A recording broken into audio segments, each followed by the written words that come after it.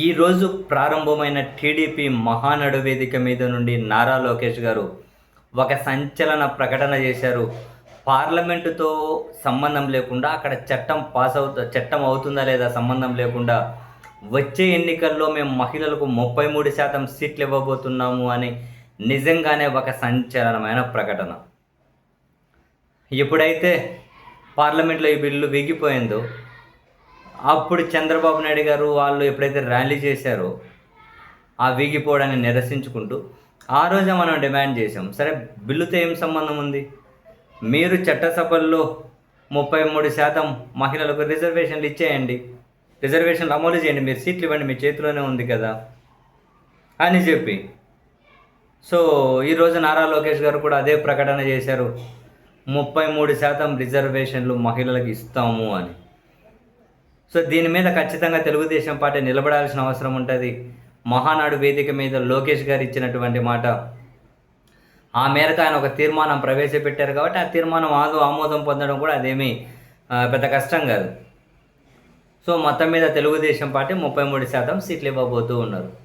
ప్రస్తుతం 164 మంది ఎమ్మెల్యేలు ఉన్నారు కూటమి నుండి. మోస్ట్ ప్రాబబ్లీ మహిళలు ఒక 19 మంది ఉంటారేమో. మహిళలు 19 మందికి ఎక్కువ ఉన్నారు. జనసేన నుంచి ఒకరు, బీజేపీ నుంచి ఎవరు ఉన్నట్లు లేరు. 8 మందే కదా బీజేపీ ఎమ్మెల్యేలు, అందులో మహిళలు ఎవరు లేరు. లోకం మాధవి అని జనసేన నుంచి ఒకరు.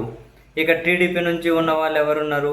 గౌతు శిరీష, అదితి విజయలక్ష్మి, దివ్య యనమల, నెలవారి విజయశ్రీ, బండారు శ్రావణిశ్రీ, గుమ్మడి సంధ్యారాణి, సునీత, పరిటాల సునీతమ్మ, శిరీషాదేవి, పసుపుల సత్యప్రభ, సావిత్రి, వంగలపూడి అనిత, గౌరి చరితిరెడ్డి, తంగిరాల సౌమ్య, తోయక జగదీశ్వరి, ప్రశాంతి రెడ్డి, రెడ్డప్ప గారి మాధవిరెడ్డి, గల్లా మాధవి, భూమా, కిలప్రిగి 18 మంది ఉన్నారు. అంటే వీళ్ళు ఇప్పుడు ఎమ్మెల్యేలు ఎందరు ఉన్నారో అంతకు 3 times పెంచుకోవాలి. అంటే 3 times పెంచుకోవాలంటే టికెట్లు ఇవ్వడమే 3 times ఎక్కువ ఇవ్వాలి. ఇప్పుడు ఊళ్ళో ఉన్న ఎమ్మెల్యేలు ఎంతమంది ఉన్నారో అంతకు 3 times టికెట్లు వీళ్ళు ఇవ్వాలి.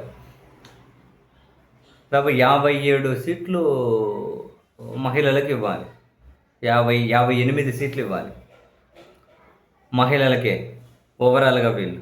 సరే, తెలుగుదేశం పార్టీ ఇది మాట మీద ఖచ్చితంగా నిలబడాల్సిన ఆవశ్యకత ఉంది.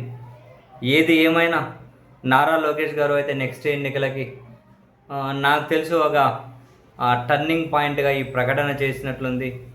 ఇంట్రెస్టింగ్. వాళ్ళు ఎంతవరకు నిలబడగలుగుతారు అనేది ఒక ప్రశ్నే.